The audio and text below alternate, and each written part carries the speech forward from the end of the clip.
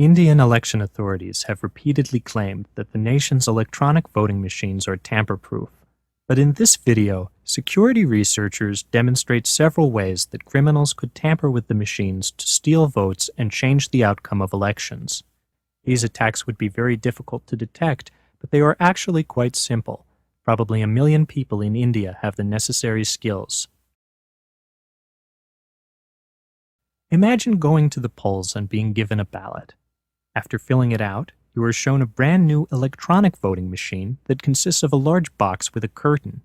There is a man behind the curtain, and when you approach, he snatches your ballot. He then shreds it into pieces and tells you you have voted. When the polls close and counting time comes, the man behind the curtain hands over a piece of paper on which he has kept an honest count, or so he claims. Electronic voting machines are no more trustworthy than a stranger behind a curtain. India is the world's largest democracy, and for about a decade, nearly all votes have been cast on electronic voting machines, or EVMs. They consist of a control unit used by poll workers and a ballot unit inside the polling booth. There is a single race, and the ballot unit has one button for each candidate. Let's run a small election using a real EVM. When a voter arrives, poll workers press this button to allow one vote. The voter then presses the button for their candidate, and the vote is cast. Let's give each candidate 3 votes.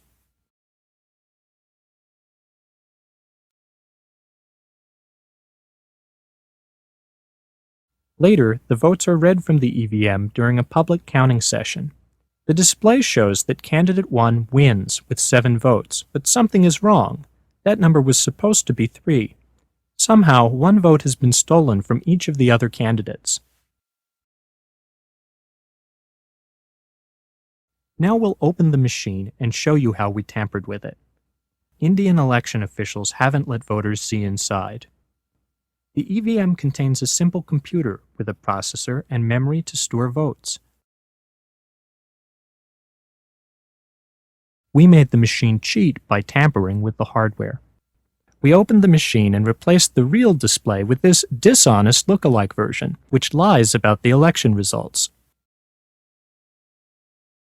As you can see, the 2 displays look nearly identical. We built our version in a few weeks from parts costing just a few dollars. Under the displays, we had a small chip that replaces the real results with dishonest ones, and a Bluetooth radio that lets us wirelessly signal who should win. Criminals could install a dishonest display at any time before the votes are counted, possibly years before the election. Here's a second way criminals could cheat. They could also change votes while the machines are stored between the election and the public counting session. To prove this, we built a small vote-stealing tool. It has a dial to select the winning candidate, and it clips directly to the memory chips that store the votes in the EVM. The attacker just attaches it momentarily, and it rewrites the votes. This attack leaves no traces and makes sure our favorite candidate wins. Another alarming problem is that the software that counts the votes is stored in chips that are designed so that the software cannot be read back out. This means not even the Election Commission of India, India's highest election authority, can verify that the correct software is in the EVMs. Yet the software in the chips could be dishonest, or the real chips could be replaced by dishonest lookalikes, and nobody could tell. Meanwhile, experts for the Election Commission of India seem to think that the fact that nobody can verify the software actually makes the EVMs more secure. The program itself is frozen. It cannot be entered. It cannot be read. Even the BEL and ECL cannot read what is in the program. Remember the man behind the curtain? What if that unreadable code is dishonest? Indian elections employ safeguards against fraud, but this does not prevent our attacks. One safeguard is that poll workers perform a small mock election to test the machines before voting starts.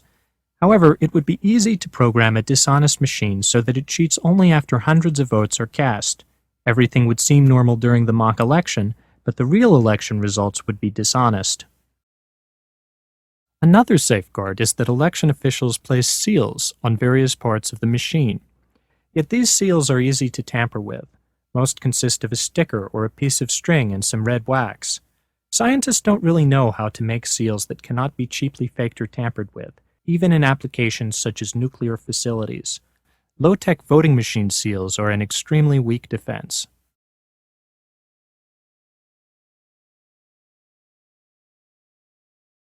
People also point out that the order of the candidates is not determined until a few weeks before voting. This is believed to limit the amount of time an attacker has to manipulate the machines. But remember the Bluetooth radio on our dishonest display? Either at the polling stations or at the counting session, a mobile phone with a special application can be used to tell the display which candidate should win.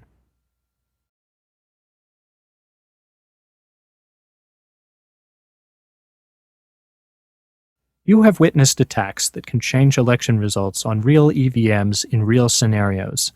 We believe this settles the debate. India's EVMs can be tampered with to steal votes.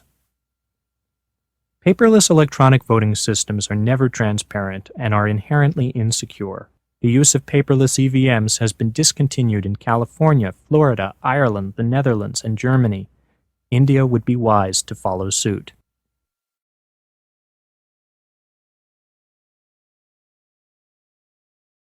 For more information, visit indiaevm.org.